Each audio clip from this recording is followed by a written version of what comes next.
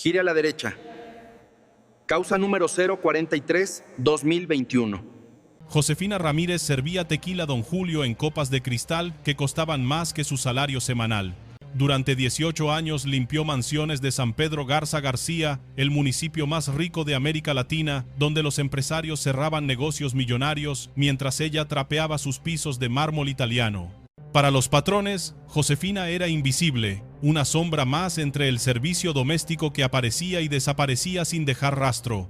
Pero en marzo de 2019, cuando sicarios del Cártel del Noreste secuestraron y asesinaron a su hija Valeria, una estudiante de enfermería de 19 años, algo se quebró dentro de esa mujer de manos callosas y mirada cansada. La fiscalía archivó el caso en 67 días. Josefina archivó su dolor y lo transformó en algo que los narcos jamás vieron venir. Entre abril de 2019 y junio de 2021, 13 sicarios del CDN cayeron muertos después de beber en fiestas donde Josefina servía las copas. Ningún forense detectó el veneno. Ningún patrón sospechó de la señora del delantal.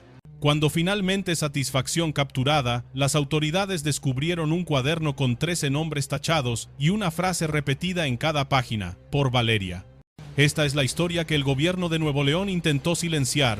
Si quieres conocer cómo una madre destruida se convirtió en la pesadilla del crimen organizado, suscríbete y activa la campanita para seguir cada revelación de este caso. Esta historia es una dramatización con fines de entretenimiento.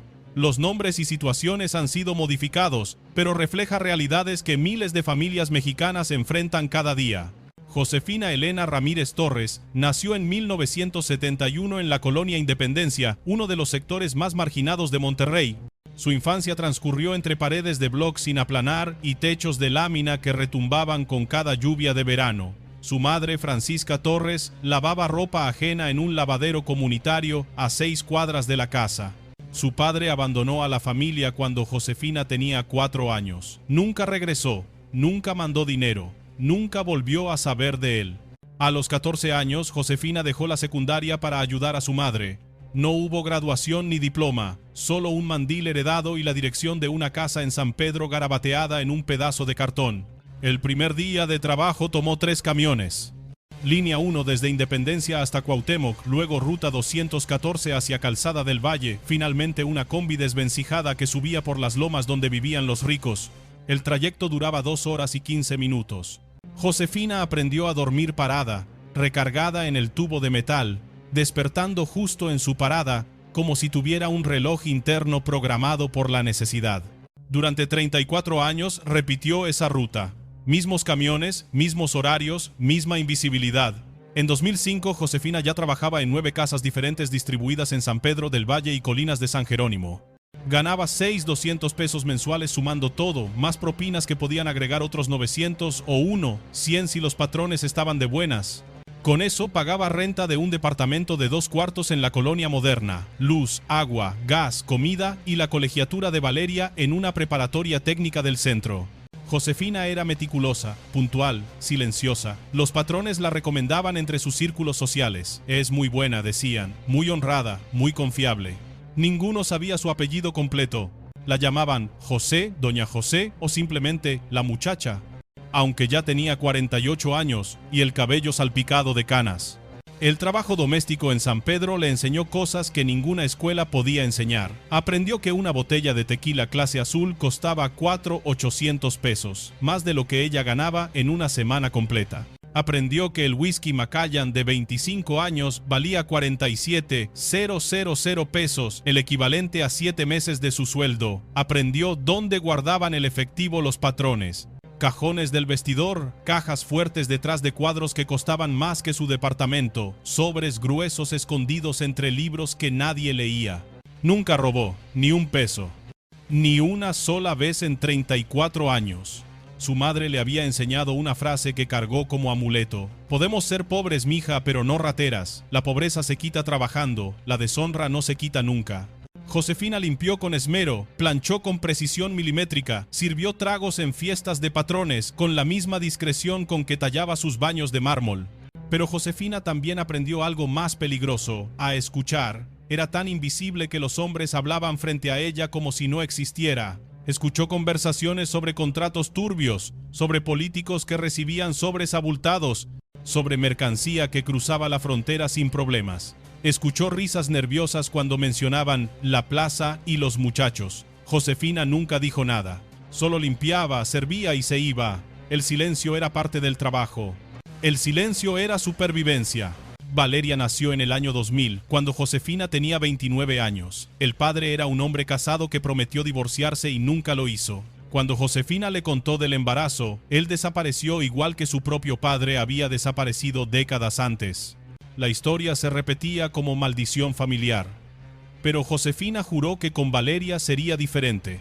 Esa niña tendría lo que ella nunca tuvo: educación, oportunidades, un futuro lejos de los trapos y el cloro. Valeria creció entre uniformes limpios y útiles escolares completos. Josefina nunca faltó a una junta escolar, aunque eso significara perder el pago de medio día de trabajo. Nunca dejó de pagar una colegiatura, aunque tuviera que pedir prestado a vecinas que cobraban intereses del 10% mensual. Cuando Valeria entró a la preparatoria, Josefina trabajó domingos extra para pagarle clases de inglés. Cuando Valeria pasó el examen de admisión para enfermería en la UANL con promedio de 94, Josefina lloró en el camión de regreso a casa, escondiendo el rostro en la ventana para que nadie la viera. «Lo lograste, mija», le dijo esa noche abrazándola. «Vas a ser la primera Ramírez con título universitario». Valeria abrazó a su madre con fuerza. «Cuando me gradúe, tú ya no vas a limpiar casas ajenas, mami. Te voy a mantener yo, te vas a descansar». Josefina sonrió, pero por dentro sabía que eso era sueño de su hija, no realidad. Ella limpiaría casas hasta que el cuerpo aguantara. Era lo único que sabía hacer. Los domingos eran sagrados. Josefina y Valeria iban a misa de 9 en la Basílica de Guadalupe en el centro de Monterrey. Luego caminaban hasta el Mercado Juárez a comer tacos de barbacoa con el señor Lucio, que las conocía desde que Valeria era niña. Siempre pedían lo mismo: 4 de maciza para Josefina, 3 de surtida para Valeria, 2 Coca-Colas de vidrio bien heladas. Costaba 145 pesos. Josefina pagaba con billetes arrugados que sacaba de una bolsita de tela amarrada al brasier. ¿Consideras que una madre que trabaja 34 años limpiando casas ajenas merece ver morir a su única hija sin que nadie pague por ello? En unos instantes te voy a revelar lo que el sistema de justicia de Nuevo León le hizo a Josefina y entenderás por qué decidió tomar la ley en sus propias manos. El jueves 21 de marzo de 2019, Valeria cursaba el 4º semestre de enfermería. Tenía 19 años y un promedio de 92.4. Soñaba con especializarse en pediatría oncológica, atender a niños con cáncer en el hospital universitario. Esa mañana salió del departamento a las 6:30, como siempre. Mochila gris de la UANL, chamarra de mezclilla azul, cabello recogido en una coleta. Le dio un beso a Josefina en la mejilla. «Ya me voy, mami. Hoy salgo tarde porque tengo práctica en el laboratorio. Ten cuidado, mija. Me mandas mensaje cuando salgas». Josefina no sabía que esa sería la última vez que escucharía la voz de su hija. A las 9:47 de la noche, Valeria mandó mensaje: «Ya salí de la práctica, mami. Espero el camión en Gonzalitos. Llego como en 1 hora». Josefina respondió: «Ok, mija, te caliento la cena». Esperó. 10:30. Nada. 11. Nada. A las 11:15 marcó al celular de Valeria. Buzón. Volvió a marcar. Buzón. A las 11:30 el corazón de Josefina ya latía desbocado. Marcó 17 veces más hasta la medianoche. Todas a buzón. A las 12:30 de la madrugada, Josefina caminó hasta la delegación de policía de la Colonia Moderna. El oficial de guardia, un hombre gordo con uniforme manchado de salsa, le dijo que esperara 24 horas. «A veces los jóvenes se van de fiesta y no avisan». Josefina sintió que la sangre le hervía. «Mi hija no sale de fiesta, estudia enfermería, siempre me avisa dónde está». El oficial suspiró con fastidio. «Señora, no podemos hacer nada hasta mañana. Son las reglas». Josefina no durmió esa noche. Marcó cada 15 minutos hasta que el celular de Valeria se apagó definitivamente a las 4:23 de la madrugada. A las 6 de la mañana regresó a la delegación. Pusieron la denuncia. Carpeta de investigación abierta con el número FGENL 20190378842. Josefina dio descripción detallada: 1.62 metros 54 kilos, cabello largo negro, lunar en la mejilla izquierda, chamarra de mezclilla azul, mochila gris con logo de la UANL. 72 horas después, el sábado 24 de marzo, un trabajador de limpieza municipal encontró el cuerpo en un terreno baldío de la colonia Moderna, a menos de 2 kilómetros del departamento donde Valeria había crecido. Estaba cubierto con bolsas negras de basura. El trabajador levantó una bolsa y retrocedió vomitando.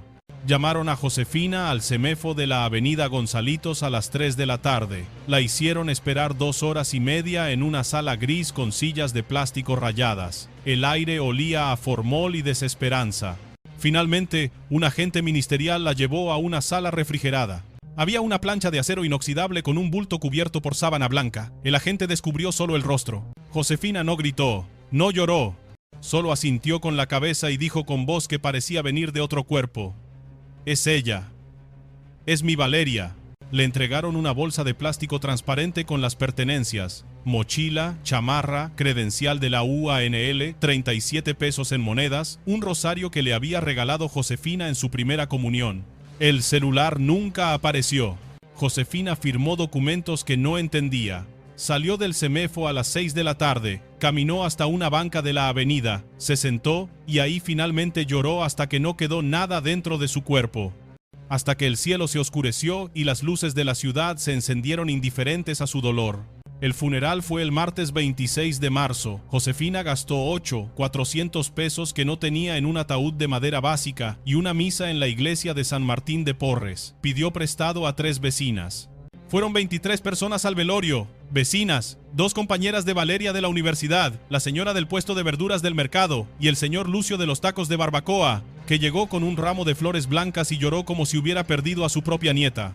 El padre leyó salmos que Josefina no escuchó. Solo miraba el ataúd cerrado pensando en lo que los del CEMEFO le habían dicho sin decirle: «Señora, mejor no vea el cuerpo completo». Ella entendió. Su hija había sido torturada antes de morir. Su hija había sufrido cosas que ninguna madre debería saber. Enterraron a Valeria en el Panteón Municipal de Guadalupe, nicho rentado por 2 años. Josefina puso una foto donde Valeria sonreía con uniforme de preparatoria. Escribió con plumón negro en un pedazo de madera: «Valeria Ramírez, 2000 hasta 2019, mi vida entera». Si estás siguiendo esta historia y quieres conocer cómo Josefina descubrió quiénes habían matado a su hija, suscríbete y activa la campanita. Cuéntame en los comentarios desde qué ciudad o estado nos estás viendo. El lunes 1 de abril, Josefina fue a la Fiscalía General de Nuevo León en la Avenida Constitución. Esperó 4 horas y 20 minutos para que la atendiera un agente del Ministerio Público. Un hombre de 43 años, camisa arrugada, corbata floja, cara de quien ha escuchado demasiadas tragedias para que alguna le importe. «Señora Ramírez, su hija fue víctima de homicidio relacionado con delincuencia organizada. Estos casos son complicados». «¿Qué tan complicados?», preguntó Josefina. «Complicados de resolver. No hay testigos. Las cámaras de la zona no funcionaban esa noche. No hay línea de investigación clara». «¿Y qué van a hacer?». El agente cerró la carpeta que apenas había abierto. «Vamos a investigar, señora. Pero le voy a ser honesto, la tasa de resolución en estos casos es muy baja. Estamos hablando de menos del 3% en Nuevo León». Josefina regresó a la fiscalía 8 veces en los siguientes 2 meses. 8 veces la misma escena, esperar horas, escuchar las mismas frases vacías, ver la misma carpeta que nadie abría realmente. «Estamos investigando, señora». «No hay avances, señora. Estos casos toman tiempo, señora». El 7 de junio de 2019, exactamente 78 días después del asesinato de Valeria, Josefina recibió una notificación oficial. La carpeta de investigación FGENL 20190378842 había sido archivada por falta de elementos suficientes para continuar la investigación. En términos simples, nadie pagaría por la muerte de su hija, nadie sería arrestado, nadie enfrentaría justicia. Josefina leyó el documento 3 veces, lo dobló cuidadosamente, lo guardó en una caja de zapatos junto con fotografías de Valeria y el rosario que le habían devuelto. Cerró la caja. Esa noche no lloró. Las lágrimas se habían acabado semanas atrás. Solo quedaba algo más peligroso. Una rabia fría, densa, paciente, que se instaló en su pecho como tumor maligno que no pensaba extirparse. ¿Crees que el Estado mexicano debería cerrar el caso de una estudiante de 19 años asesinada sin siquiera intentar buscar a los culpables? ¿Qué harías tú si el sistema te abandonara así? Dentro de un momento vas a descubrir cómo Josefina encontró la información que la fiscalía nunca buscó y cómo eso cambió todo. Una semana después del archivo del caso, Josefina volvió a trabajar. Los patrones le dieron el pésame con incomodidad educada. «Qué terrible lo de tu hija, José. Lo sentimos mucho». Josefina asentía en silencio. Limpiaba, trapeaba, planchaba, pero algo había cambiado fundamentalmente en ella. Ahora no solo limpiaba, ahora escuchaba con propósito. Los miércoles trabajaba en casa de los Villarreal, empresarios que organizaban cenas de negocios cada semana. Hombres de traje llegaban en camionetas Suburban negras y BMW blindados. Tomaban whisky, fumaban puros cubanos, hablaban de inversiones y operaciones que Josefina había aprendido a decodificar con los años. Ella servía botanas, llenaba copas, y sus oídos registraban cada palabra. Una noche de julio, mientras recogía platos en la terraza, escuchó una conversación que le heló la sangre. Dos hombres hablaban en voz baja, pero Josefina estaba a menos de 3 metros, invisible como siempre. La morra de Gonzalitos, ¿te acuerdas? La que levantaron los muchachos para el chaparro. El otro se rió. Ah, la de enfermería, buena esa, lástima que se puso difícil.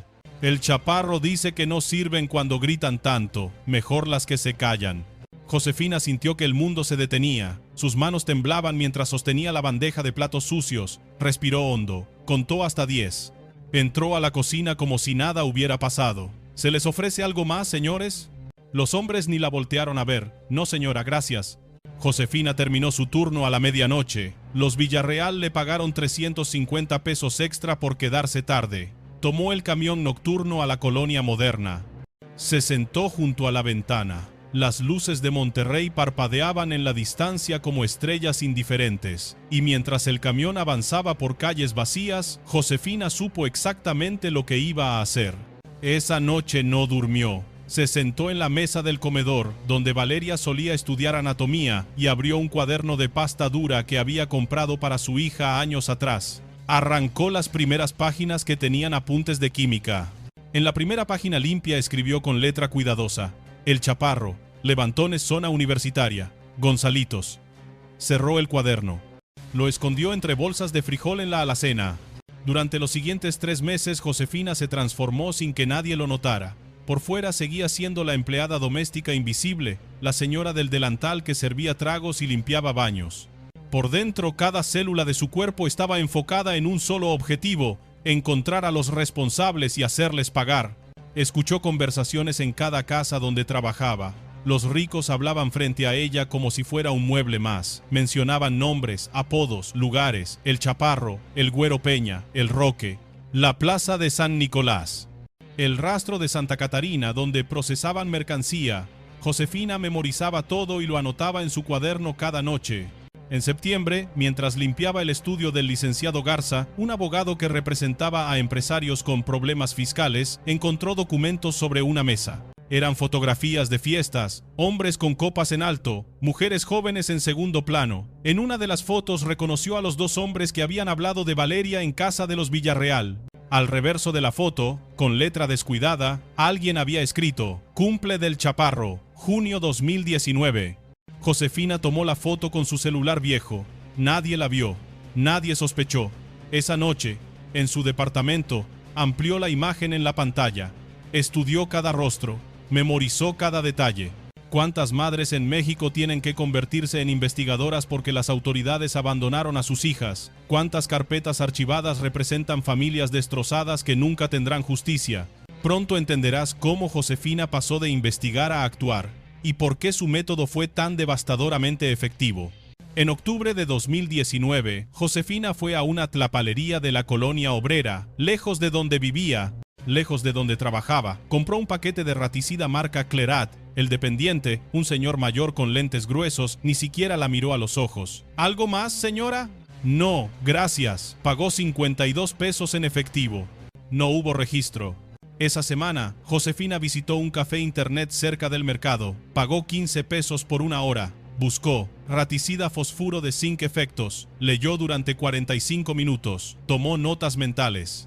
Fosfuro de zinc, incoloro, inodoro en dosis pequeñas, soluble en líquidos ácidos como alcohol. Síntomas entre 4 y 48 horas después de la ingesta. náuseas, convulsiones, paro cardíaco. Fácilmente confundible con intoxicación alcohólica o sobredosis de drogas. Josefina cerró la sesión. Salió a la calle. El sol de octubre le pegaba en la cara, pero ella sentía frío por dentro. Un frío que nunca se iría. Durante noviembre practicó, no en personas, en ratas. Su edificio tenía plaga, los vecinos se quejaban constantemente. Josefina preparó mezclas en vasitos desechables, agua con raticida, jugo con raticida, cerveza con raticida, tequila con raticida. Dejó los vasitos en rincones del edificio donde había visto roedores. A la mañana siguiente, contó los resultados. El tequila funcionaba mejor. El color ámbar ocultaba cualquier residuo, el alcohol aceleraba la absorción. Compró más raticida, siempre en tlapalerías diferentes. Colonia Obrera, Independencia, Moderna, Centro. Nunca dos veces en el mismo lugar. Pagaba siempre en efectivo. Nunca dejaba rastro. Guardaba los paquetes en una caja de galletas Marías en la parte alta de su closet, detrás de cobijas viejas. Nadie revisaría ahí. Nadie entraba a su departamento. Vivía sola desde que Valeria murió. El 14 de diciembre de 2019, Josefina trabajó en casa de los Villarreal. Era su posada navideña anual. Llegaron más de 80 personas, hombres de negocios, políticos locales, y entre ellos, los dos hombres que había escuchado hablar de su hija en julio. Uno de ellos era conocido como El Ronco, un operador del CDN que manejaba rutas de trata en la zona metropolitana. El otro era su escolta, un sicario de bajo nivel apodado El Chino. Josefina preparó bebidas toda la noche, whisky, tequila, vodka. A las 11 de la noche el Ronco pidió un tequila Don Julio derecho sin hielo. Josefina asintió, fue a la cocina, tomó un vaso de cristal cortado, sirvió tequila hasta la mitad. Abrió su bolsa de mandado, sacó un sobrecito de papel doblado, vertió el contenido en el vaso, revolvió con una cucharita de plástico que luego guardó en su bolsa. El polvo se disolvió completamente, líquido dorado, transparente, mortal. Cargó el vaso en una charola de plata, salió de la cocina con paso tranquilo, cruzó la sala llena de gente, llegó a la terraza donde el Ronco fumaba un puro con otros hombres. Su Don Julio, señor. El Ronco tomó el vaso sin mirarla. Gracias, señora. Se lo bebió de un trago. Hizo una mueca. Está cargadito este pedo. Se rió. Los demás se rieron con él. Josefina recogió el vaso vacío, volvió a la cocina, lo lavó con agua caliente y jabón 3 veces, lo secó, lo guardó en el anaquel, siguió trabajando hasta la 1 de la madrugada. Los Villarreal le pagaron 450 pesos. Josefina tomó el camión nocturno. Se sentó junto a la ventana, cerró los ojos y esperó. El lunes 16 de diciembre, mientras Josefina trapeaba el piso de la cocina de los Garza, escuchó a la señora hablando por teléfono. No, ¿cómo crees? El Ronco, el que estaba en la posada de los Villarreal. Dicen que le dio un infarto en su casa el sábado en la noche. Tenía 36 años nomás. Qué tragedia, ¿verdad? Aunque bueno, con la vida que llevaba. Josefina siguió trapeando. Su rostro no mostró ninguna emoción. Por dentro, algo parecido a la paz se instaló en su pecho por primera vez en 9 meses. Un nombre menos, quedaban más. Esa noche, en su departamento, Josefina abrió su cuaderno, buscó la página donde había escrito El Ronco, operador CDN, rutas de trata. Con un marcador rojo trazó una línea gruesa sobre el nombre. Debajo escribió 16 DIC 2019, por Valeria. Si quieres saber cómo Josefina perfeccionó su método y eliminó a 12 sicarios más sin que nadie sospechara de ella, quédate porque lo que viene es aún más impactante. Enero de 2020 trajo frío inusual a Monterrey y una nueva víctima al cuaderno de Josefina. El Chino, el escolta que había estado con el Ronco aquella noche en casa de los Villarreal, frecuentaba las fiestas de los Elizondo, otra familia donde Josefina trabajaba los viernes. El 17 de enero, durante una reunión de socios, el Chino pidió un whisky Buchanan's doble. Josefina lo preparó con la misma precisión de siempre. 72 horas después, el Chino apareció muerto en un motel de la carretera a Laredo. La fiscalía dictaminó intoxicación por sustancias combinadas. Caso cerrado. Para marzo de 2020, cuando la pandemia paralizó al mundo, Josefina había eliminado a 4 sicarios más, todos vinculados al CDN. Todos frecuentaban las casas donde ella trabajaba. El método era siempre el mismo: escuchar, identificar, esperar la oportunidad, servir la copa envenenada, recoger el vaso, lavarlo, desaparecer. La pandemia complicó las cosas. Las fiestas se cancelaron, las reuniones se redujeron. Pero Josefina era paciente. Había esperado 48 años para que su vida cambiara. Podía esperar unos meses más para completar su lista. En julio de 2020, cuando las restricciones se relajaron, las fiestas regresaron con fuerza. Los ricos de San Pedro estaban desesperados por socializar. Josefina fue contratada para más eventos que nunca. Y con cada evento, su cuaderno sumaba nombres tachados. El Pelón, 23 de julio de 2020. El Moreno, 8 de agosto de 2020. El Durango, 14 de septiembre de 2020. El Gallo, 3 de octubre de 2020. El Patrón Chico, 28 de noviembre de 2020. Para diciembre de 2020, Josefina había eliminado a 10 sicarios del CDN. Todos murieron de causas naturales según los certificados de defunción: infartos, intoxicaciones, paros cardíacos. Ningún forense conectó los casos. Ningún investigador notó el patrón. ¿Por qué lo harían? Eran sicarios de bajo y medio nivel. Narcos que morían jóvenes no sorprendían a nadie en Nuevo León. Pero Josefina quería más. No bastaba con eliminar operadores. Quería llegar al hombre que había ordenado el levantón de Valeria, el Chaparro, el nombre que escuchó aquella noche de julio de 2019 y que nunca olvidó. ¿Hasta dónde puede llegar una madre buscando justicia por su hija? Existe un límite moral cuando el Estado te ha abandonado completamente. Dentro de un momento descubrirás cómo Josefina llegó hasta el hombre que ordenó la muerte de Valeria y el precio que pagó por ello. En febrero de 2021, Josefina escuchó en casa de los Treviño que habría una fiesta grande el 20 de abril, cumpleaños del licenciado Peña, un empresario que todos sabían era fachada del CDN. La fiesta sería en una mansión de carretera nacional, alta cúpula del cártel. Y según los rumores que Josefina interceptó en las semanas siguientes, el Chaparro estaría presente. El Chaparro, Raúl Antonio Guzmán Cifuentes, 44 años, coordinador de operaciones especiales del CDN en la zona metropolitana. Operaciones especiales significaba secuestros, extorsiones y trata de personas. El hombre que había ordenado el levantón de Valeria. Josefina necesitaba entrar a esa fiesta, pero no trabajaba en esa casa. No conocía a los organizadores. Necesitaba una recomendación. Durante 2 meses trabajó el doble. Se ofreció para cada evento, cada posada, cada cena. Llegaba temprano, se iba tarde. Nunca se quejaba, nunca pedía más dinero. Las señoras de San Pedro empezaron a recomendarla entre sus círculos. El 2 de abril, la señora Elizondo le dijo: «José, una amiga mía necesita empleadas para una fiesta grande en carretera nacional. ¿Te interesa? Pagan muy bien». Josefina asintió con calma. «Sí, señora, claro que sí». El 20 de abril de 2021, Josefina llegó a la mansión a las 6 de la tarde. Era una propiedad de 3 niveles con jardines enormes y una vista panorámica del Cerro de la Silla. Había seguridad privada en la entrada, hombres con auriculares y bultos bajo los sacos. A Josefina la revisaron superficialmente. Su bolsa de mandado pasó sin problemas. Adentro había otras 6 empleadas contratadas para la noche. La coordinadora del evento les dio instrucciones rápidas. Llegan como 100 invitados. Ustedes sirven bebidas y botanas. La barra principal está en la terraza. Las bebidas premium están en la cava del sótano. Yo les digo qué sacar. Josefina trabajó las primeras horas sin actuar. Observó, identificó. A las 10 de la noche, un convoy de 3 camionetas blindadas llegó a la mansión. De la segunda bajó un hombre de 44 años, estatura media, complexión robusta, barba de candado perfectamente recortada, reloj Rolex en la muñeca izquierda, el Chaparro. Josefina lo reconoció por las fotos que había visto en el estudio del licenciado Garza 2 años antes. Sintió que el corazón le latía más rápido, pero controló su respiración. No podía fallar ahora. No cuando estaba tan cerca. A las 11:30, la coordinadora le pidió a Josefina que llevara botellas a la terraza. Saca 2 clase azul, 3 Don Julio Real y un Macallan 25. Están en la cava. Josefina bajó al sótano.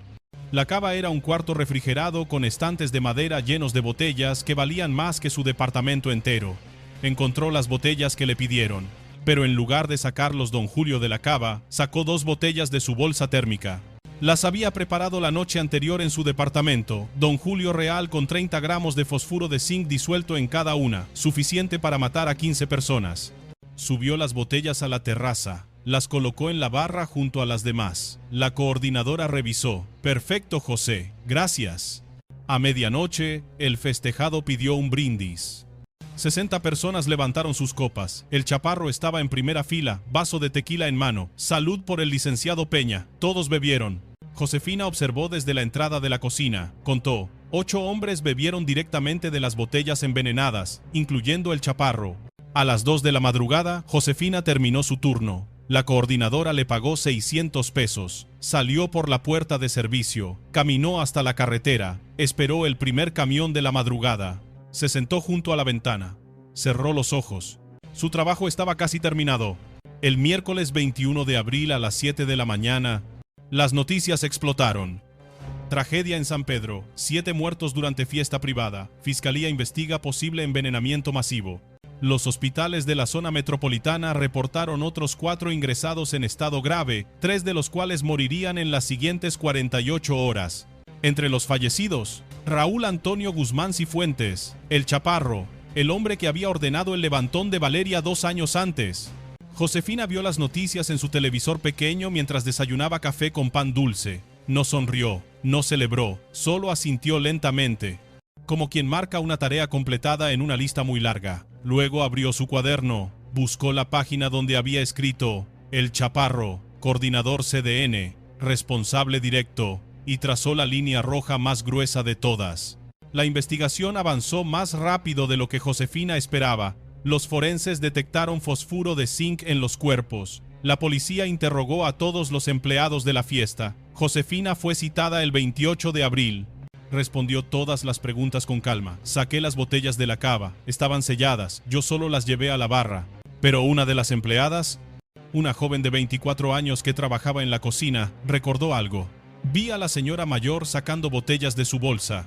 Me pareció raro, pero no dije nada. El 3 de mayo de 2021, agentes de la fiscalía llegaron al departamento de Josefina con orden de cateo. Encontraron el cuaderno con 13 nombres tachados. Encontraron restos de raticida en el fondo de una caja de galletas.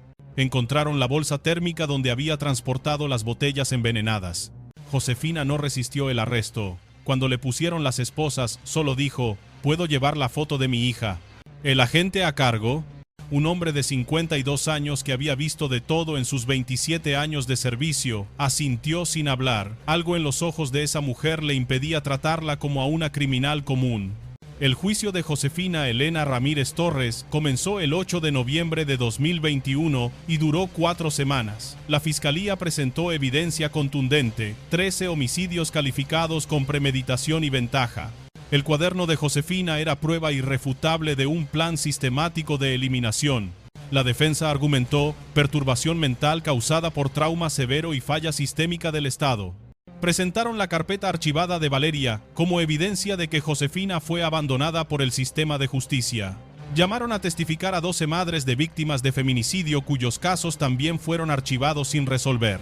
El testimonio de Josefina fue el momento más tenso del juicio. Subió al estrado con uniforme del penal, cabello completamente gris, manos cruzadas sobre el regazo. El fiscal le preguntó si se arrepentía. Josefina guardó silencio por 30 segundos. La sala entera contenía la respiración. Finalmente habló, con voz firme pero sin rabia.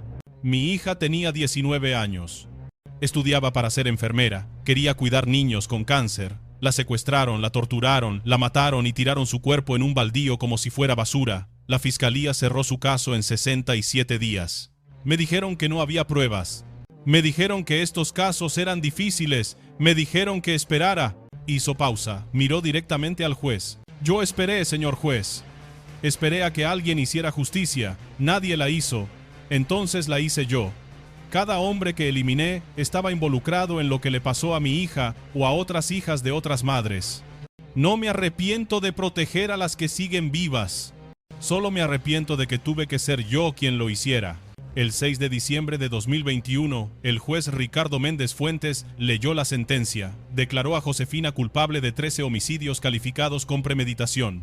La condenó a 42 años de prisión sin posibilidad de libertad anticipada antes de cumplir el 60% de la condena. Este tribunal reconoce que el Estado falló gravemente en el caso de Valeria Ramírez Torres, dijo el juez antes de dar por terminada la audiencia. Pero ninguna falla institucional justifica tomar 13 vidas humanas. La señora Ramírez no es heroína, tampoco es monstruo.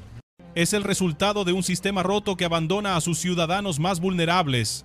Josefina escuchó la sentencia sin reaccionar. Cuando los guardias la escoltaban fuera de la sala, se detuvo brevemente frente a una mujer de 60 años que sostenía una foto de una joven desaparecida en 2018. «Gracias», susurró la mujer. «Mi hija también estudiaba enfermería». Josefina asintió, no dijo nada. No había nada que decir.